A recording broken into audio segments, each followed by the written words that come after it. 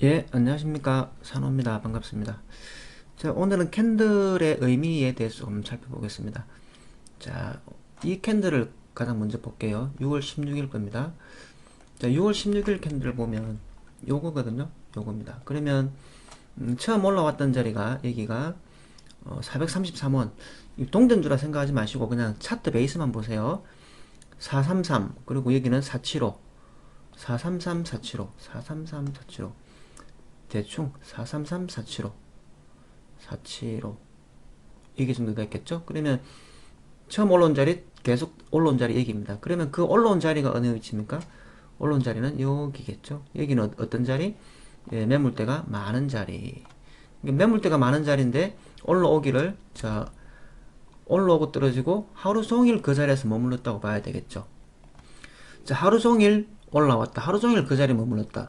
하루 종일 이 자리에 머물렀으니까 자, 이 캔들은 요 캔들은 굉장히 의기양양한 캔들이다. 이렇게 볼 수 있겠죠. 그래서 차트 분석을 할 때 이 대단한 매물대 물량을 겁내지 않는 모습을 보였기 때문에 누군가의 개입이 굉장히 강한 것이고 순간적으로 누군가 추격 매수 들어왔다기보다는 여기 물량을 소화하기 위한 누군가의 노력이 강하게 진행되었다. 이렇게 볼 수도 있겠죠.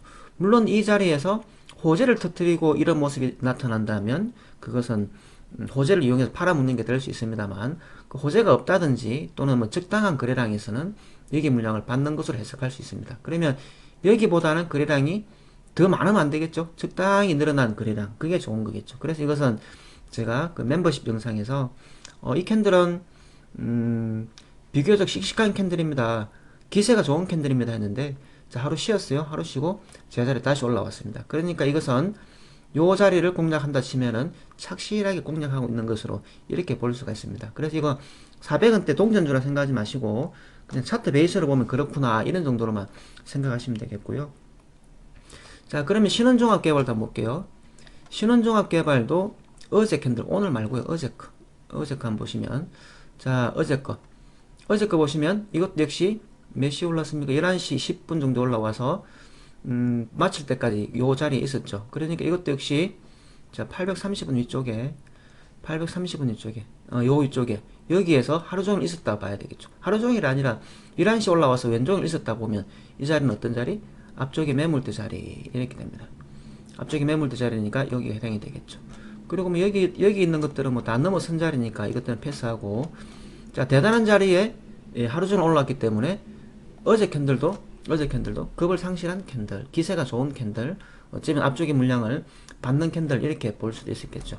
그러고 나서 오늘 작은 캔들인데 이 작은 캔들이라고 의미 없는 것이 아니라 대단한 자리에 올라와서 버틴 캔들이기 때문에 이것도 역시 캔들은 작지만 무시할 수 없는 캔들이다. 그래서 이 조합이 그리고 서울식품의 이 조합도 시세를 분출하게 된다면 이익 물량을 넉넉히 받게 된 것이다. 이런 의미가 되겠고요. 그리고 이것이 지금 시세를 분출하기 위해서 넉넉히 받았다라고만 외우면 되는 게 아니라 여기를 분출하면 이게 물량을 충분히 자 내일 만약에 이렇게 올라온다 칩시다. 이렇게 올라온다 치면 양봉으로 하나 탁 올라온다 칩시다. 큰 양봉으로 뭐 상한가를 가든지 올라온다 칩시다. 그러면 우리가 해석하기를 이 캔들이 앞쪽에 있는 물량을 넉넉히 받았구나. 그럼 이건 좋은 거 이렇게 평가하는 겁니다.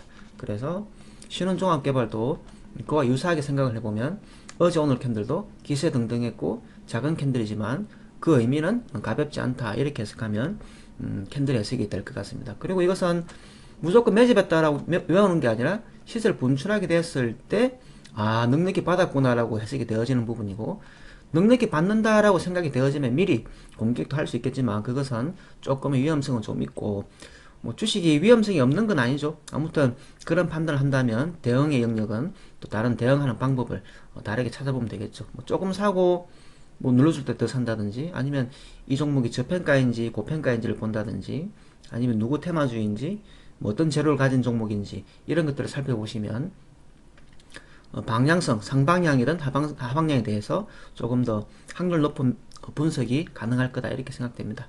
자, 오늘은 캔들의 의미에 대해서 조금 살펴봤습니다. 학습용으로 보시고 매수 매도 신호는 아닙니다. 예, 학습용으로 보시기 바랍니다. 끝까지 들어주셔서 감사드립니다. 오늘 여기까지 하겠습니다.